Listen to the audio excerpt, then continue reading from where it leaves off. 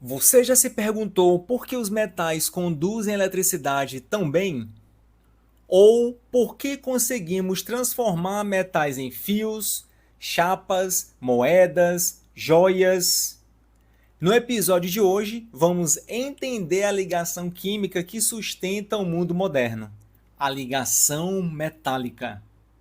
Seja bem-vindo ao podcast Química Descomplicada. Eu sou o professor Romésio Carvalho e se você é novo por aqui, siga o podcast e mantenha-se sempre atualizado. Vamos iniciar com a definição de ligação metálica. A ligação metálica ocorre entre átomos de metais. E diferente das outras ligações, aqui não existe transferência definitiva de elétrons e nem compartilhamento localizado de elétrons. Aqui, os elétrons ficam livres e isso muda completamente as propriedades do material. E o modelo mais conhecido para explicar a ligação metálica é o chamado mar de elétrons. Vamos entender isso. Imagine os cátions metálicos organizados, mergulhados em uma nuvem de elétrons livres. Esses elétrons conseguem se movimentar facilmente pelo metal, ou seja, o metal é praticamente uma estrada para os elétrons. E é exatamente isso que causa algumas propriedades para os metais. E agora tudo começa a fazer sentido. Vou dar aqui citar alguns exemplos de propriedades dos metais. A primeira é com relação à condutividade elétrica. Como os elétrons são livres, a corrente elétrica ela passa facilmente pelo metal. Condutividade térmica. O calor também se espalha rapidamente no metal.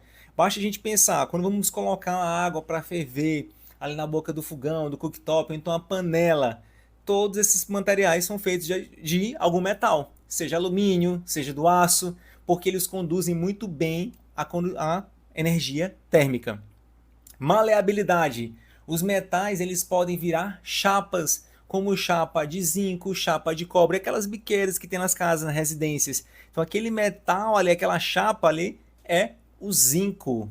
Ductilidade. Neste caso, os metais podem ser transformados em fios. Basta pensar nas residências, a fiação elétrica, dentro daqueles fios que estão encapados por uma parte metálica, dentro tem fio de cobre, porque o cobre é um excelente condutor de eletricidade.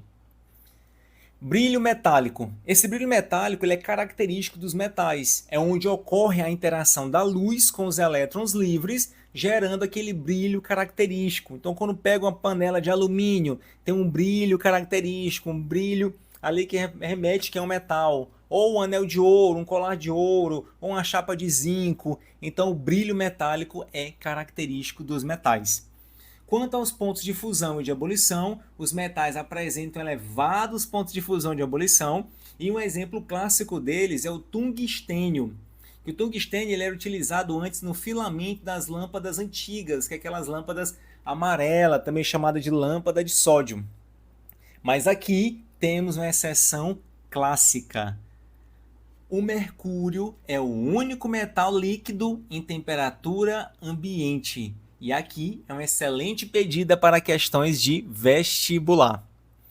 Vamos passar agora para as ligas metálicas. Na prática, quase nunca usamos metais puros.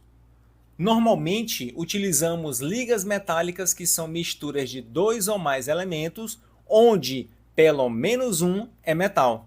Aí você pode se perguntar, ou então me perguntar, professor, mas por que criar ligas metálicas? E eu te respondo, querido, que é para melhorar as propriedades dos metais.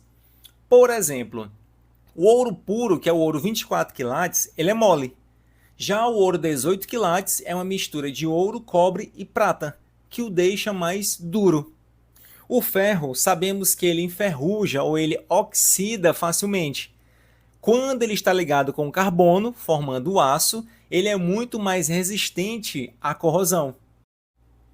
Portanto, as ligas metálicas melhoram propriedades importantes como resistência, dureza, durabilidade, resistência à corrosão. E os exemplos clássicos de ligas metálicas são O ouro 18 quilates, que é uma mistura de 75% de ouro mais 25% de prata e bronze. O aço, que é formado basicamente por ferro e carbono. O bronze por cobre e estânio. E o latão por cobre e zinco. Agora chegou o momento de conectar tudo. Então vamos comparar os 3 tipos de ligação já estudados. A primeira é a ligação iônica.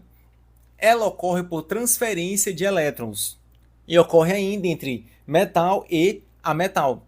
O metal ele vai doar o elétron e o ametal vai receber esse elétron.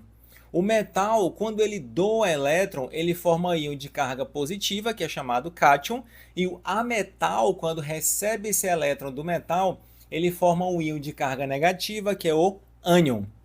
E por forças eletrostáticas, esses íons de cargas opostas, elas se atraem, formando os compostos iônicos.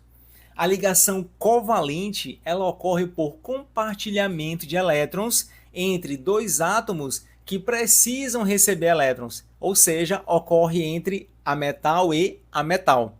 E a ligação metálica, que é o nosso conteúdo de hoje, vimos que os elétrons eles estão livres para percorrer todo o composto metálico, ou seja, para percorrer ali todos os cátions que estão bem organizados. E a ligação metálica ocorre entre metais. Então, cada tipo de ligação gera propriedades completamente diferentes. Agora vamos aqui para a estratégia de vestibular. Uma dica muito importante para a prova. Quando se fala em condução elétrica no estado sólido, geralmente indica metal. Quando se fala em condução apenas fundido ou em solução, geralmente indica composto iônico. E se não conduz eletricidade ou calor, geralmente refere-se a composto covalente. Hoje você entendeu que os metais possuem uma estrutura extremamente especial. E é justamente o mar de elétrons que explica muitas das propriedades que usamos todos os dias. Se esse episódio te ajudou, compartilha com alguém que ainda acha a química complicada.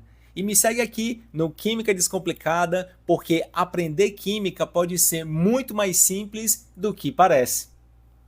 Com isso, terminamos nossa jornada pelas ligações químicas e no episódio 16 vamos entender o que acontece entre as moléculas. Estou falando das forças intermoleculares, que são as forças invisíveis que controlam as substâncias. Um forte abraço e até breve.